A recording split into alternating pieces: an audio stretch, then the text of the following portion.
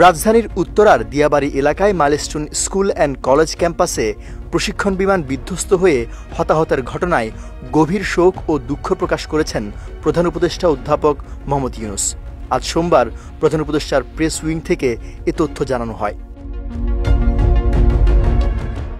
শোক বার্তায় প্রধান উপদেষ্টা বলেন, এই দুর্ঘটনায় বিমান সেনা ও মাইলস্টোন স্কুল অ্যান্ড কলেজের শিক্ষার্থী, অভিভাবক ও শিক্ষক কর্মচারী সহ অন্যান্যদের যে ক্ষতি হয়েছে তা অপূরণীয়। জাতির জন্য এটি একটি গভীর বেদনার ক্ষণ।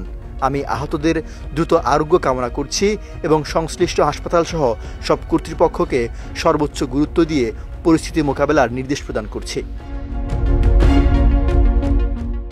প্রধান উপদেষ্টা বলেন, সরকার দুর্ঘটনার কারণ অনুসন্ধানে প্রয়োজনীয় ব্যবস্থা গ্রহণ করবে এবং সব ধরনের সহায়তা নিশ্চিত করবে। রাজধানীর উত্তরায় বাংলাদেশ বিমান বাহিনীর প্রশিক্ষণ বিমানটি মাইলস্টোন স্কুল অ্যান্ড কলেজের একটি ভবনে বিধ্বস্ত হয়।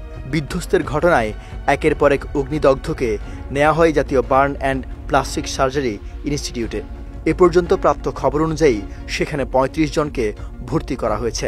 হাসপাতালের দায়িত্বপ্রাপ্তরা বলছেন, দগ্ধদের বেশিরভাগই শিক্ষার্থী। এছাড়া এ দুর্ঘটনায় ১৮ জন নিহত ও ১৬৪ জন আহত হওয়ার খবর জানিয়েছে আইএসপিআর। সৈয়দ নওশাদ, বিজয় টিভি, নিউজ ডেস্ক।